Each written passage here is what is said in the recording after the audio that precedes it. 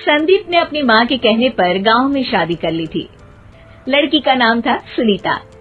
माँ का कहना था एकदम मॉडर्न बहू नहीं होनी चाहिए, लेकिन उन्हें नहीं पता था कि गांव से आने वाली बहू सुंदर सुशील तो होगी और उसको गांव से बाहर भी निकाल लाएंगे, लेकिन उसके अंदर का गांव कैसे बाहर निकलेगा। शादी के कुछ दिन बाद, माँ टिफिन तो देना जरा। बेटा अब तो स्कूल नहीं ऑफिस जाता है, माँ से नहीं अपनी बीवी से टिफिन मांगा कर। ओके माँ। सुनीता टिफिन ले आओ। जी लो टिफिन, इसके अंदर पिस्ता डाल दिया है। पिस्ता? पिस्ता क्यों? सास जी ने बोला था ना कि आपको पिस्ता बहुत पसंद है। ओहो, मैंने पिस्ता नहीं पास्ता बोला था, पास्ता। पास्ता? कहीं होता है पास्ता? अरे बेटी तू रहने दे, मैं बना दूंगी। अच्छा किया कि पाव भाजी बनाने का नहीं बोला, वरना किसी के पाव बना देती है। सुनीता को बुरा लगता है, लेकिन उसकी नादान हरकतें कम नहीं होती। ऐसे ही एक दिन, अरे तुमने ये क्या लगाया है? अरे आप वो फूस फूस करके लगाते हैं ना, वही। डियो? का दियो? किसको दियो? अरे वही ना जिससे खुशबू आती है।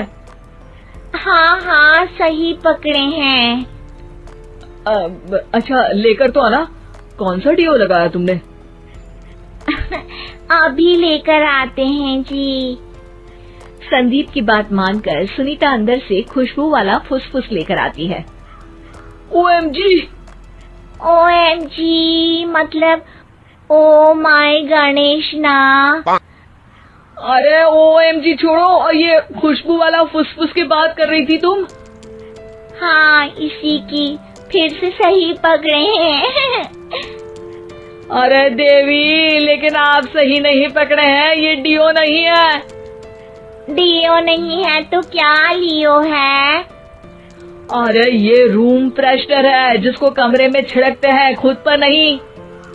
कोई बात नहीं, माँ कहती थी आत्मा किराएदार है, शरीर एक किराए का कर्म। हम शरीर पे ये डाल लिए तो क्या फर्क पड़ जाएगा। अरे बहू, ओ बहू, मेरे लिए फल तो ले आ, फिर मैं बाजार जाऊंगी। सुनीता अपनी सास के लिए फल लेकर आती है।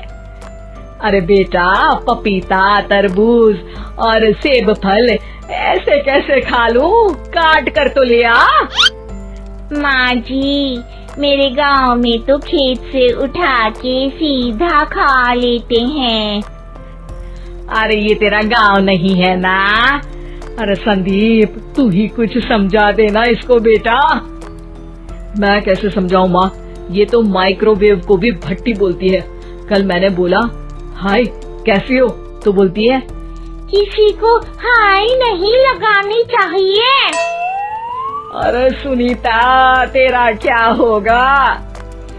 अभी तो कैसे बताऊं माँ जी, अभी हम कुछ करेंगे फिर पता चलेगा क्या होगा, लड़का या लड़की। हे भगवान, कहाँ से आ गई है? रामपुर से जी, आप ही तो लेकर आए थे मुझे। अरे मुझे माफ कर दो। पहले कोई गलती तो करिए जी, आपकी तो सारी गलती माफ कर देंगे हम। हाँ अरे बहू, मेरी बात सुन। फल यानी कि फ्रूट जब भी लाए ना तो काट कर लाना, ठीक है? जी ठीक है माँ जी, फल यानी फ्रूट यानी काट के लाऊंगी। सुनीता रोज ही कोई ऐसी हरकत कर देती जिसकी वजह से उसे घर में दो बातें सुननी पड़ती। एक दिन, माँ मेरे बॉस घर पर आने वाले हैं शाम को, उनका बर्थडे है, फैमिली साथ नहीं रहती उनके, तो यही पार्टी कर लेंगे। उनको अच्छा लगा तो शायद मेरा प्रमोशन भी हो जाएगा। मैं ना फ्रूट केक लाकर फ्रिज में रख दूंगी और तेरे साथ आज खाना मैं बनाऊंगी, ताकि जब साहब आए तो खाने में कोई गड़बड़ ना हो।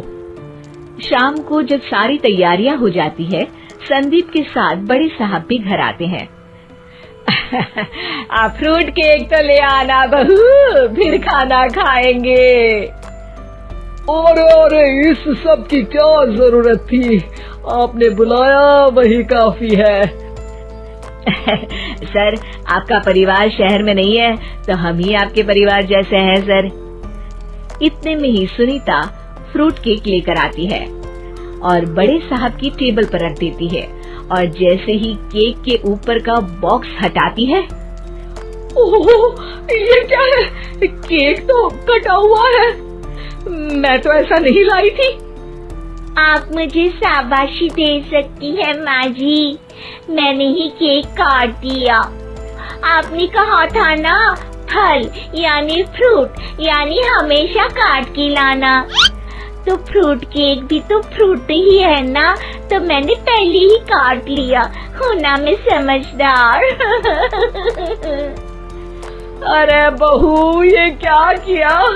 केक हमेशा वही काटता है जिसका जन्मदिन होता है। तुझे एक बात भी समझ नहीं आती, एक नंबर की बेवकूफ है। पूरा माहौल बिगड़ चुका था। संदीप को लगने लगा था कि साहब उसे प्रमोशन तो दूर की बात है, कहीं डिमोशन ना दे दे, लेकिन साहब बीच में ही बोल पड़ते हैं। अरे कोई बात नहीं, ये इनकी बेवकूफी नहीं है, इनका भोलापन है। बेटा, आप कहाँ से हो? रामपुर गांव से। अरे वाह, गांव से? फिर तो आपके गांव में ताजे फल और सब्जियां मिलते होंगे। हाँ, सही पकड़े हैं। हम तो काटते भी नहीं, सीधा खा लेते हैं। मैं ना एक बार तुम्हारे गांव घूमने जरूर चलूंगा।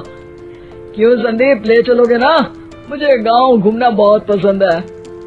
बस फिर क्या था, संदीप और सास दोनों खुश हो गए, क्योंकि साहब को सुनीता ने गांव की बात करके खुश कर दिया था। अब संदीप का प्रमोशन पक्का था। शिक्षा, कभी भी किसी भी गलती पर घबराना नहीं चाहिए। हो सकता है कि उस गलती की वजह से आगे बड़ा फायदा हो जाए।